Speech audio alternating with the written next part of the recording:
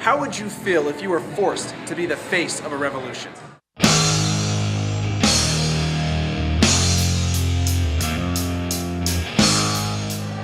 We are here tonight at Brendan Theaters watching Hunger Games: Catching Fire. Shout out to my bro AJ who read the book. He couldn't be here today, but he said that this movie was spot on.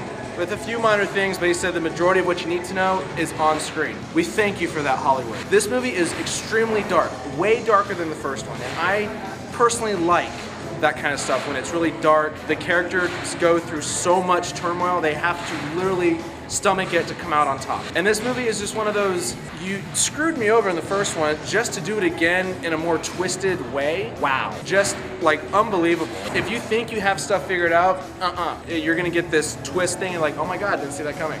Unless you read the book, then you already know. Some of the characters you wanna know a little more of, and you don't quite get that. You just kinda like, here's where they're from, and you kind of get some interaction with some hardly any. The ones you do get, you're just like, I like these characters. This is such BS, they have to fight to last man standing. But stuff happens. Music, nothing real special about it. It's just typical, a lot of ominous tones, so whatever. Dialogue script, I enjoyed it. The humor is written in such a way, you can't even say it's cheesy or cliche, because it's clever. All in all, 9 out of 10. 9 out of 10, go see it. My whole thing for the 9 is because I kind of wanted some more character development with some of these other characters that I feel were a little important, and they just kind of got, you know, they're in, they're out, or whatever.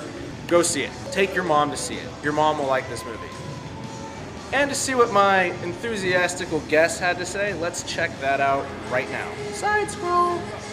The tone of the movie, how did you feel about the tone of this film? I liked it. I thought it was a lot darker, and I think it needed to be a lot darker. I think that if you're going to have a serious tone with basically kids hunting other kids, as a form of government control, it has to be dark. If it's not dark, it loses some of its potency.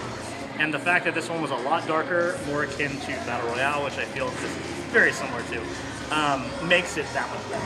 I think it had to be darker for it to be taken seriously. Have you read these books? No. No? That's okay. Now I want to. You do? Good, good. Do you feel this movie was really, like it had a real dark meaning to it with just what was going on? It was a lot more dark than the first. I thought it was very ominous. It had a very ominous tone of like impending. It was a building tone to the movie of what's to come. It just has a darker tone. It's like, well, we're gonna like, everybody's basically against each other and trying to villainize and criminalize these people and that. It was before, it was like, here's what happens, your name gets picked, you go kill each other. Yay, get riches if you win. This one, it's like, no man, we gotta do this again, but there's just crap happening, and there's just uprising, but there's not, and this is a vision of hope, and I'm gonna crush it, and it's just, everybody's just really just, everybody needs to smile. Big old chess game. A lot darker, but and more emotion invested into this. And it made the first one look like a low-budget B movie. First one was still good, don't get me wrong, but compared to this one, the first one, you can tell they were limited on the effects they used. I think they spent most of their budget on the makeup and costumes, which were outrageous, but imaginative and colorful, right? Happy and smiley while everyone's getting executed. A lot of characters in this one, some old ones and some new ones. How'd you feel about all the plethora of characters?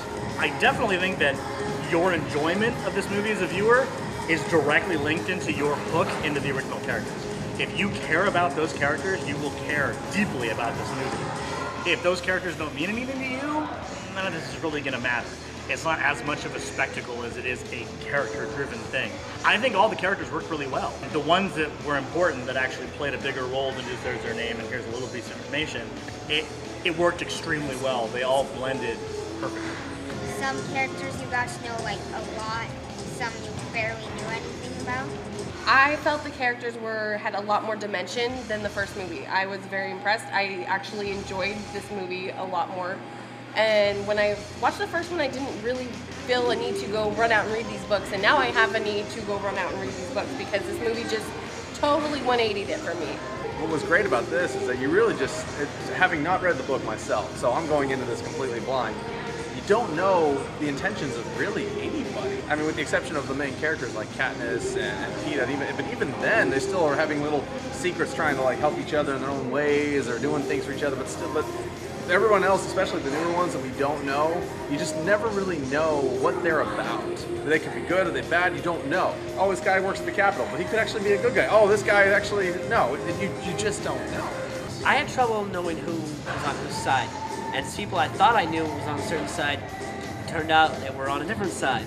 So, but that's the whole point is the writers want you to feel what these other characters feel. Like, who's on whose side here? Who can we trust these people? Who can we trust? And that's what we're asking ourselves. And then, which you think was a better film, the first one or this one? I like the second one better because, like I said previously, you're more into the characters. I was so into the characters and what was going to happen to them, and I was so bought into the results of this movie that it just made it that much more enjoyable. It was more important to me than the first one. The second one gave you a lot more character development, made you care about these people, made you care about what's going on with them, and you felt a lot of what they felt, and it was nice to see. It was definitely the better movie.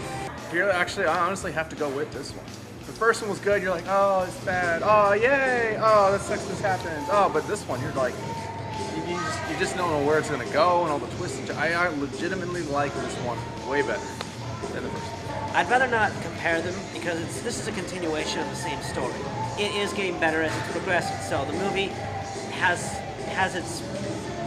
there's more at stake in this one. The stakes are higher. There's more going on because it's coming down to a climactic ending for the Mockingjays, part 1 and 2. Part 1 coming out next year, part 2 2015.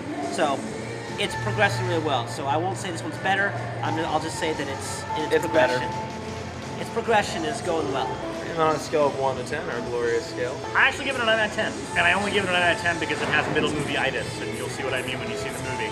But it was very entertaining. If you liked the first one at all, seeing this shouldn't even be a question in your mind. You should be seeing this movie. It was excellent. I give it a 9.5. Really, really good. It's a great date movie. It's a great just girls movie.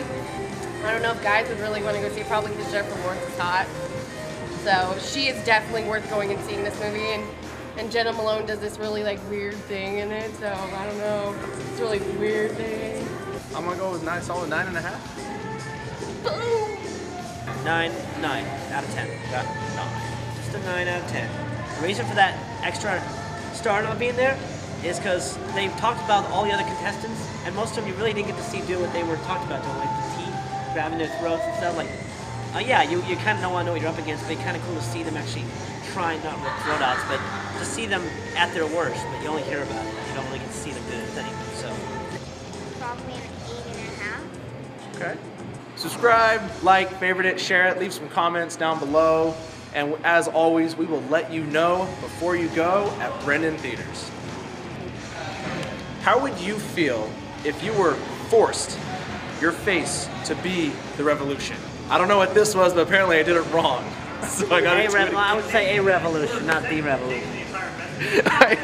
How would you feel if you were forced to be the face of a revolution? Did I say that right? Okay, thank you guys.